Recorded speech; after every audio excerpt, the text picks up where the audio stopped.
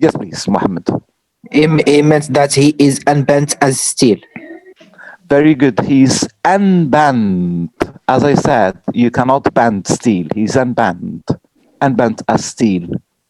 He's quite sharp, unbent, and this means, of course, that in spite of the fact that he is rejected, his sense of dignity, that's the word I was looking for. Do you know dignity? Yes. Yes. Yes. He can maintain, the speaker can maintain his sense of dignity. And bend can remind you of the word erect in the previous poem, America. To be erect, which we associated with resistance and again, the speaker is reminding us of the fact that in spite of all these conditions, he can stand erect and he can be as sharp as steel, and he can never lose his sense of dignity. He can mark his presence. He can mark his presence as a human being in spite of the ill treatment which is expressed in the first line. The door is shut against him or against his face. Okay. Sure. So to recapitulate, go ahead, Karima, maybe, yes? I guess that even the word proudly is a strong word here. Yeah. It represents how he's confident about himself, well, being black, and regardless all the ideas that first at black people from not from the majority, which are white people. Or white. Good. Yeah. So proudly as an adverb used here should be seen in positive terms. Yes. It is meant to qualify the way he can bear his anger, right? So revealing his self-confidence, and as I said, revealing his sense of dignity. Okay. And if you can perhaps, if you want to summarize the first stanza, you can almost say that the speaker presents himself as someone who is aware of these obstacles, right? Aware of the fact that the door to freedom is shut against his face, and this can make him feel angry, but in fact, he can always be proud of himself. He can always maintain his sense of dignity in spite of this rejection, in spite of this exclusion. Right. But bear in mind what I had also said about this division in the first line. Us and them. This division between us and them. Right? Yes. Good. Now, when you move to the second stanza, which can be a little bit more challenging than the first one, and I would like you maybe to take 1 or 2 minutes to read this stanza silently.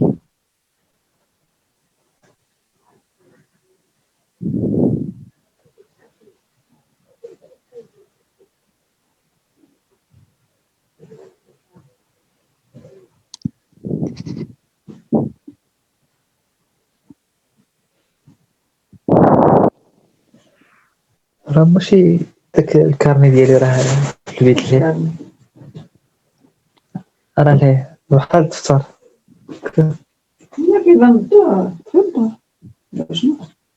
راه ستيلو داك الكارني.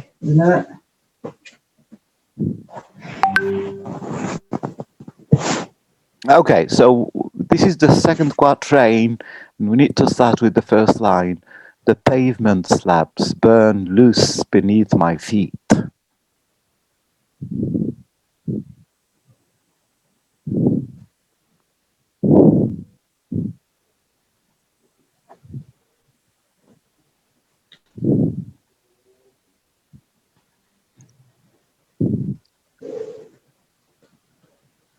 the pavement slabs. Do you know what a slab is? Now, what is a slab? Yes, sir. Yes, what is a slab? I don't know the synonym. No, just in Arabic. It's like it's not a block. السيلة شو السيلة؟ Yeah, It's like لا هو it's the unit or the rock that the pavement is made of. yes. You're just talking about the pavement, the sidewalk, as we say in British English, the sidewalk or the pavement made up of slabs. A slab is a piece of stone which you can put on a piece of stone which you can put on a pavement, the sidewalk. So the pavement slabs burn loose beneath my feet. How can these slabs, pavement slabs, burn beneath the speaker's feet? Well, this is an image, of course. You should see this as a metaphor because, in fact, it doesn't make any sense.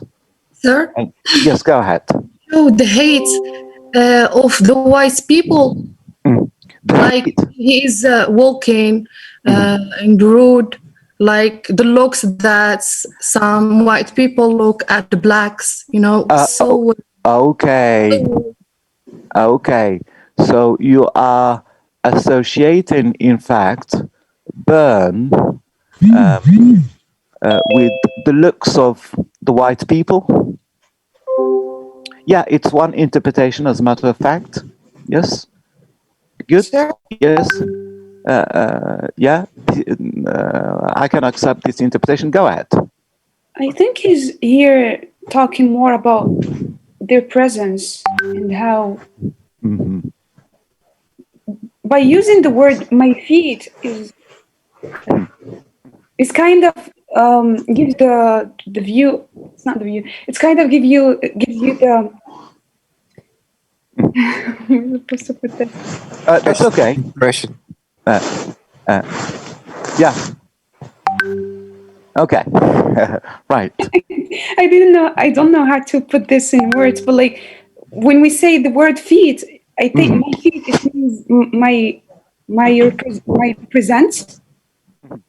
I think he's talking about how he's talking about his represents and his presence and existence in the society and how the white people are treating them or trying to slabs burn them. Okay. So the pavement slabs burn loose beneath my feet. Let me just go back to the interpretation given by one of your classmates. And literally speaking, maybe you can say that the speaker, while walking, he's targeted by the looks of the white people, right? And I said, yes, we can accept that. But my feet,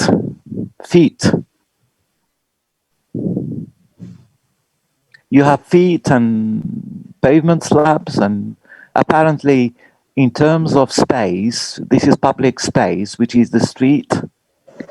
So if you put together all these things, all these elements, can they remind you of something?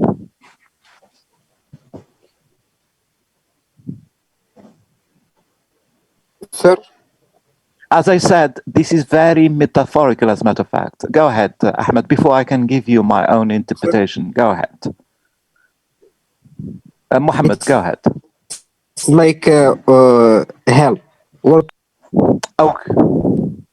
I said it's like hell. Okay. Is a metaphor for hell. Yeah, this is the first line is almost an allusion to hell, or the hellish. The adjective from hell is the hellish looks of the others. Okay, good. Sure. Right. Yes. This stanza is reminds us of what we saw in America when he says that living in America is something that is difficult. Yeah, It's yeah. especially for Black people because of all the discrimination. Yeah, I guess absolutely right. You're absolutely right. And in poetry, when you come across certain things which can remind you of maybe the same images in other poems, in literary criticism, we use this notion of intertextuality. Intertextuality. How certain texts can remind you of others. So yes, the first line apparently, in terms of its image of hell, can remind us of the same image used by the poets in America, for sure. But let me guide you a little bit. The fact that the pavement slabs can burn because people keep walking on them a lot, right? Again, metaphorically. You're talking about a street which is very busy, right? The pavement slabs burn loose. So the act of burning can remind us of walking or even marching. Do you know the verb to march? Okay. Okay. The military work. Yeah, it's kind of military work, but marches were also used by African Americans to protest. So the pavement slabs burn loose beneath my feet. The speaker is saying that maybe, of course, he was a member of. Yes, please. Okay, he was a member of a large group marching all the time, protesting, because this line, that's the interpretation I can also add here. Okay, we're just waiting for your classmate to stop the noise so that I can finish what I wanted to say. Good, right. So this line, in fact, this line, in fact,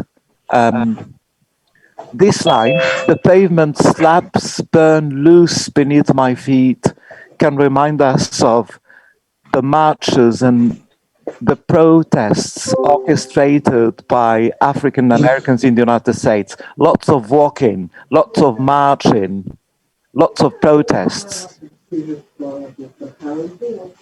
Okay. Right.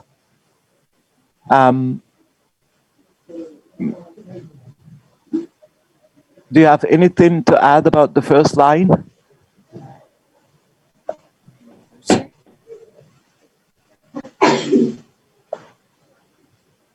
Okay. So I'm going to stop here because I usually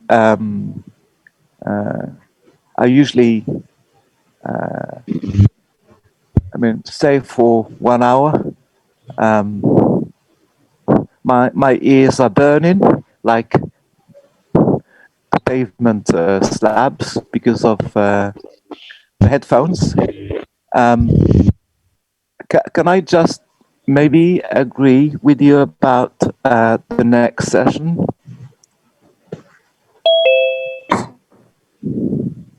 Sir, when?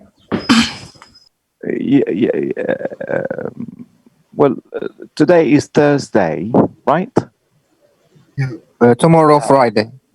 Yeah, tomorrow Friday, inshallah. Do you want me to start the class at 3 so that...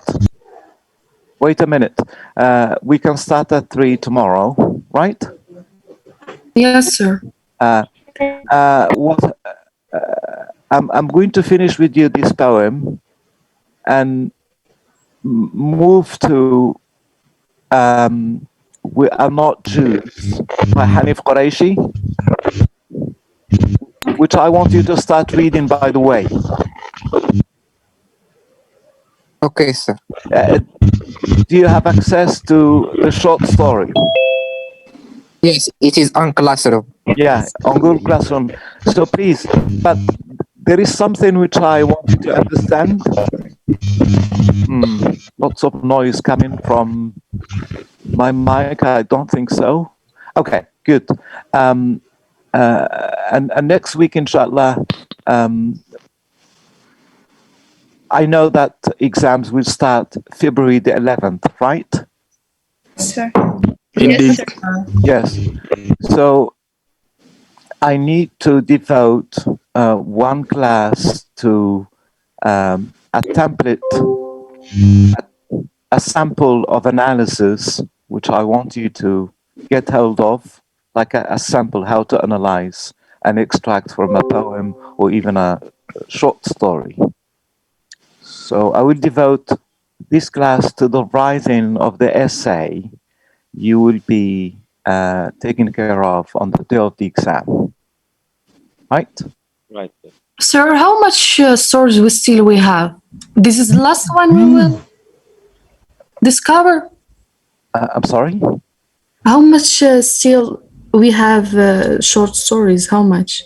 No, this is the fourth poem. We're going to finish this fourth poem. Poem number 4. We have 2 short stories. Yes, I know. So we still have the 5th one and the 6th. So we still have. Okay. Yeah, of course, we have The Man at the Bridge by Hemingway, and we have We Are Not Jews by Hanif Qureshi. So we have 2 short stories. We still have 2 short stories. Right. Okay, thank you. So I will see you tomorrow at 3. In the exam, are we going to have one question or 2? What do you mean, 1 or 2 questions? So it's are we going to write like two short essays or one long essay? No, Mohammed. First of all, I will give you a choice between poetry and prose. An extract from a poem or a little extract from a short story. So you can choose. Number 1. Okay? Number 2, you will be producing an essay. Just one, Mohammed. Did you understand? You will have a choice between short fiction or poetry, but you will end up by writing just one essay, not 2. Thank you so much. Okay, so I'll see you tomorrow at 3, inshallah, and I will post the Zoom link on Google Classroom. Yeah, thank you. Yeah. Sir, before you go, can I ask you a question? Yes, go ahead. Please.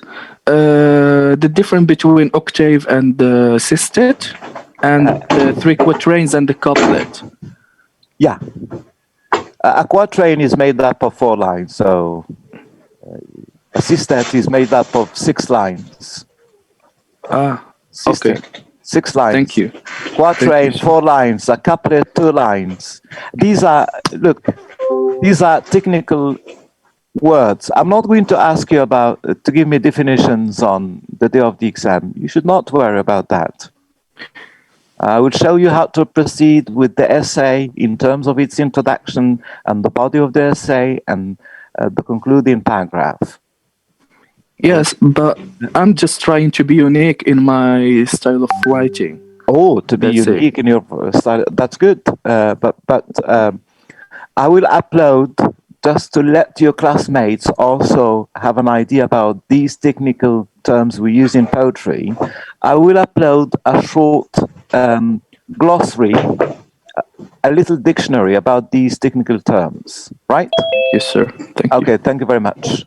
Thank you. Have a nice day. Yeah, have a nice day. Thank you.